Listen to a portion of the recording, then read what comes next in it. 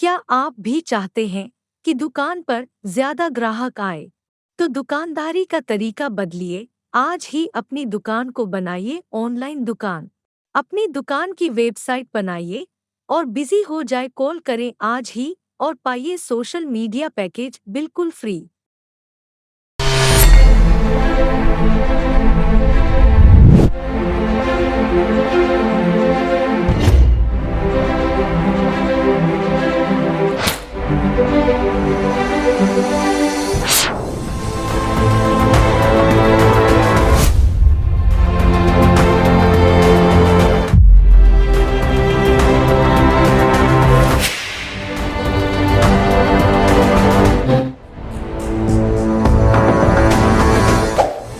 Awaking news کے محترم ناظرین، السلام علیکم۔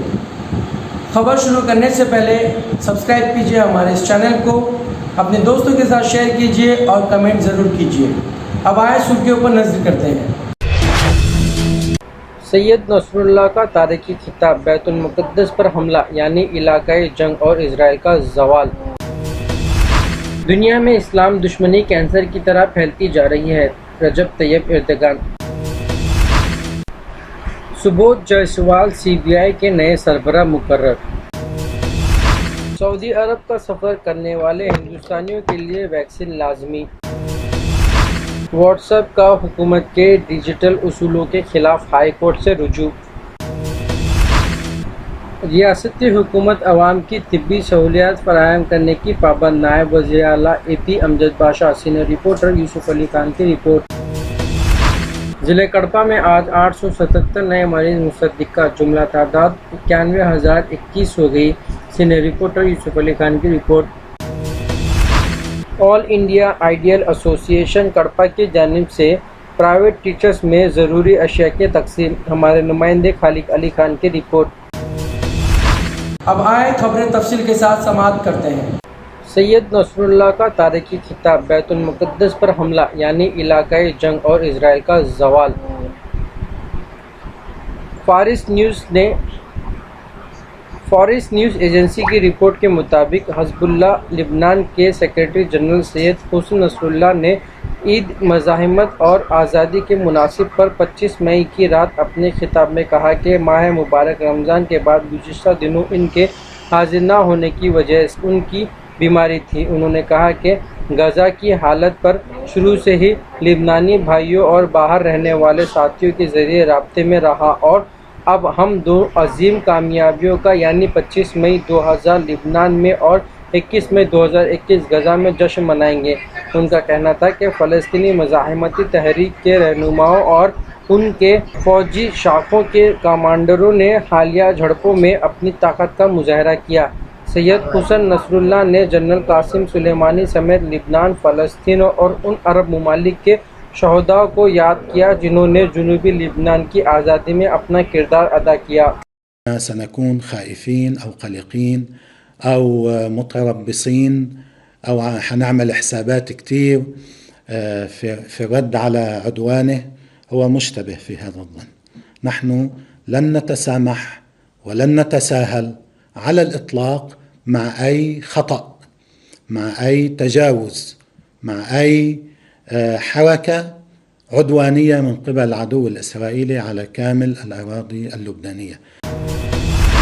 دنیا میں اسلام دشمنی کینسر کی طرح پھیلتی جا رہی ہے، رجب طیب ایردوان۔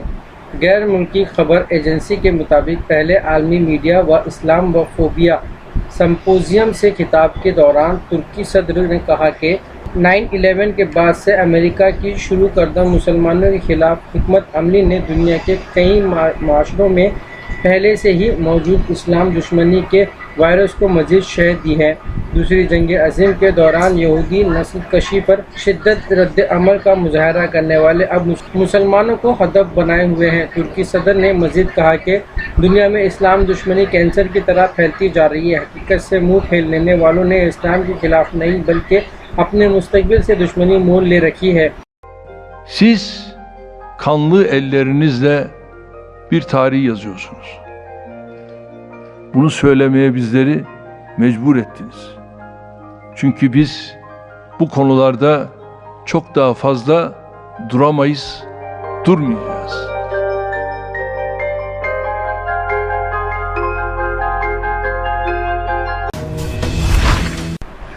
سبودھ جائسوال CBI کے نئے سربراہ مقرر۔ Ministry of personal and training کے محکمہ برائے عملہ، عوامی شکایات اور پنشن کے ذریعے منگل کو دیر شام جاری کردہ ایک نوٹیفیکیشن کے مطابق کابینہ کی کمیٹی برائے تقرری نے مہاراشٹر کیڈر کے 1985 بیچ کے IPS آفیسر مسٹر جیسوال کو CBI کا ڈائریکٹر مقرر کیا ہے۔ ملک کی سب سے بڑی تحقیقاتی ایجنسی CBI نے اس تجویز کو منظوری دے دی ہے۔ مسٹر جیسوال فی الحال CIESF کے ڈائریکٹر جنرل کے طور پر خدمات انجام دے رہے ہیں۔ وہ ممبئی کے پولیس کمشنر اور مہاراشٹر کے ڈائریکٹر جنرل پولیس بھی رہ چکے ہیں۔ سعودی عرب کا سفر کرنے والے ہندوستانیوں کے لیے ویکسین لازمی۔ ہندوستانی سفیر برائے سعودی عرب ڈاکٹر اوصاف سید نے سعودی عرب میں مقیم ہندوستانیوں سے ایک آن لائن میٹنگ کا انعقاد کیا، جس کے تحت کئی امور پر تبادلہ خیال کیا گیا۔ اس میٹنگ میں ڈاکٹر اوصاف سید نے بتایا کہ عالمی کرونا وائرس وبا کے صورتحال کے دوران سال 2020 سے اب تک سعودی عرب میں ہندوستانی سفارتخانہ نے کئی اقدامات کیے ہیں جس سے ہندوستانیوں کو سہولت و راحت حاصل ہو سکے۔ انہوں نے کہا کہ اس وبا کے صورتحال میں دنیا بھر میں مقیم ہندوستانیوں بشمول سعودی عرب میں مقیم ہندوستانیوں کو کئی مسئلے درپیش ہوئے ہیں، جس میں سعودی عرب میں ہندوستانی سفارتخانے نے ایسے کئی اقدامات بشمول 5.5 لاکھ سے زائد افراد کی وطن واپسی اور خصوصی طیاروں کا انتظام بھی شامل ہے۔ انہوں نے کہا کہ اس ہنگامی صورتحال میں سعودی عرب کی جانب سے 20 ممالک بشمول ہندوستان سے آنے والے فلائٹس پر پابندی عائد کی گئی ہے، جس سے ہندوستانیوں کی آمد و رفت میں خلل پیدا ہوا ہے اور کئی مسائل درپیش ہیں۔ انہوں نے کہا کہ راستہ طور پر انہیں بلکہ دیگر ممالک میں کچھ وقفہ گزارنے کے بعد سعودی عرب میں داخلہ دیا جا رہا ہے، لیکن حالیہ دنوں بحرین سے آنے والے ہندوستانیوں پر بھی پابندی عائد کی گئی ہے، جس کے نتیجے میں بعض ہندوستانی وہاں دشواریوں کا شکار ہوئے ہیں۔ ڈاکٹر اوصاف سید نے اس تبادلہ خیال کے دوران کہا کہ سعودی عرب کا سفر کرنے والے ہندوستانیوں بالخصوص حجاج کرام کو کورونا ویکسین کے 2 ڈوز لینا لازم ہے۔ انہوں نے ہندوستانیوں کو مشورہ دیا ہے کہ ویکسین لینے سے قبل ان کی تفصیلات کا آن لائن اندراج کیا جاتا ہے، جس میں آدھار کارڈ بھی شامل ہے، لیکن انہوں نے بتایا کہ بیرون ممالک سفر کرنے والے افراد اگر آدھار کارڈ کے علاوہ پاسپورٹ کے نمبر کا بھی اندراج کرتے ہیں تو انہیں سعودی عرب کے ایئرپورٹس پر کافی آسانی ہوگی، چونکہ کورونا ویکسین سرٹیفکیٹ پر پاسپورٹ نمبر کا اندراج ہوتا ہے اور سعودی امیگریشن کلیئرنس میں سہولت ہوگی۔ ہندوستانی سفیر برائے سعودی عرب ڈاکٹر اوصاف سید نے کہا کہ سعودی عرب کی جانب سے 4 کورونا وائرس ویکسین قابل قبول ہے، جن میں فائزر، ماڈرنا، اسٹرازینکا اور جانسن اینڈ جانسن شامل ہیں۔ انہوں نے کہا کہ ہندوستان میں تیار کی جانے والی ویکسین کی منظوری WHO سے نہیں ہوئی ہے، جس کے سبب سعودی حکومت بھی اس کی تصدیق نہیں کی۔ انہوں نے مشورہ دیا کہ سعودی عرب آنے والے ہندوستانی ایسے ٹیکوں کا انتخاب کریں جو سعودی حکومت کی فہرست میں شامل ہیں۔ واٹس ایپ کا حکومت کے ڈیجیٹل اصولوں کے خلاف ہائی کورٹ سے رجوع۔ مرکزی حکومت کے نئے ڈیجیٹل اصولوں پر ملک بھر میں جاری بحث کے درمیان پیغام رسانی کا واٹس ایپ نے ہائی کورٹ سے رجوع کیا ہے۔ واٹس ایپ نے عرضی داخل کرتے ہوئے صارفین کی پرائیویسیوں کا حوالہ دیتے ہوئے حکومت کے نئے اصولوں کی مخالفت کی ہے۔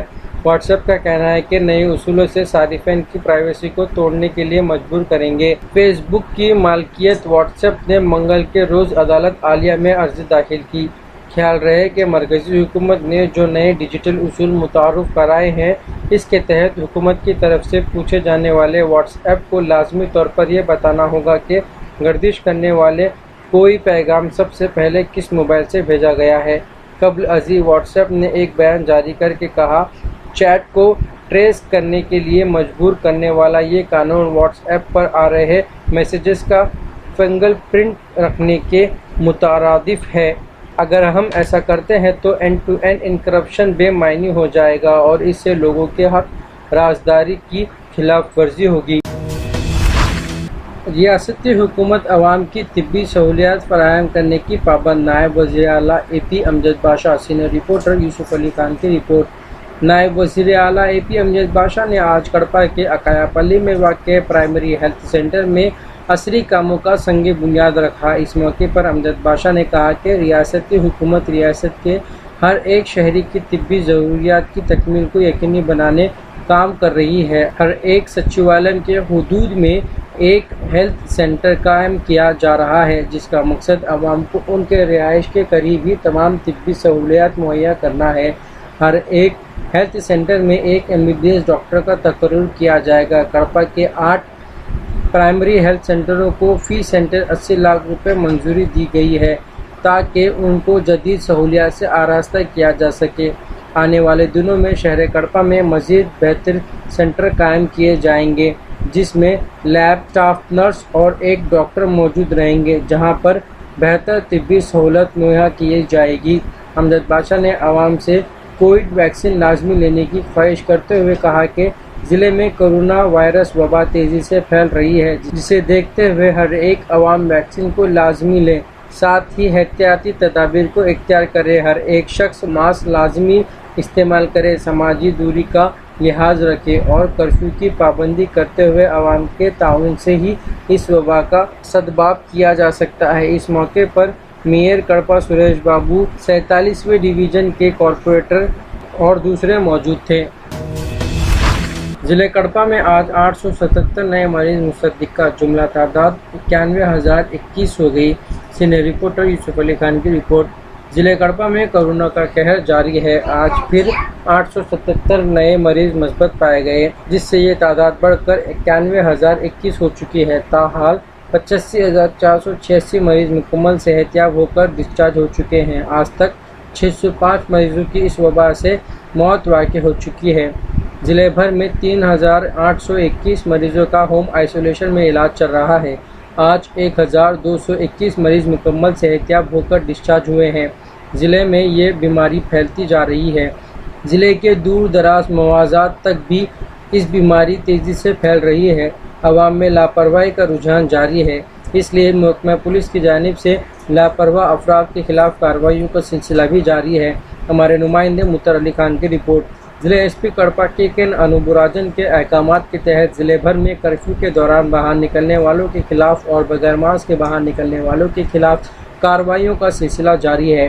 آج کرفیو کی خلاف ورزی کرنے والے 22 افراد کے خلاف مقدمات درج کیے گئے، جبکہ بغیر ماسک کے باہر نکلنے والے 745 افراد کے خلاف مقدمات درج کر کے 1,25,000 روپے جرمانہ عائد کیا گیا۔ کرفیو کے دوران سڑکوں پر نکلنے والوں کے کرفیو کے دوران بلا وجہ گاڑیوں میں گھومنے والے 555 گاڑیوں کو بھی ضبط کر لیا گیا۔ انوبراجن نے انتباہ دیا کہ بغیر ضرورت کسی بھی وجہ سے باہر نکلنے والوں کی گاڑیوں کو ضبط کر لیا جائے گا اور مقدمات درج کیے جائیں گے۔ انہوں نے کرفیو پر پابندی سے عمل کرنے کی عوام سے اپیل کی۔ آل انڈیا آئیڈیل ایسوسی ایشن کڑپا کی جانب سے پرائیویٹ ٹیچرز میں ضروری اشیاء کی تقسیم۔ ہمارے نمائندے خالق علی خان کی رپورٹ۔ آئیٹا کی جانب سے کڑپا میں پرائیویٹ ٹیچرز میں ضروری اشیاء پر مشتمل کٹ تقسیم کی گئی۔ اس موقع پر WSR Congress party in charge Kadapa SB Ahmad Badshah کے ہاتھوں یہ کٹ تقسیم کیے گئے۔ واضح رہے کہ احمد بادشاہ نے اس کام کے لیے اپنی جانب سے 50,000 روپے بطور عطیہ دیا ہے۔ آئیٹا کے قائدین اور کارکنوں نے اس پروگرام کی نگرانی کی۔ ناظرین، یہ تھے اب تک کے تازہ ترین حالات۔ جڑے رہیے ہمارے چینل کے ساتھ جاننے کے لیے اور بھی خبریں۔ اب لیتا ہوں میں اجازت۔ خدا حافظ۔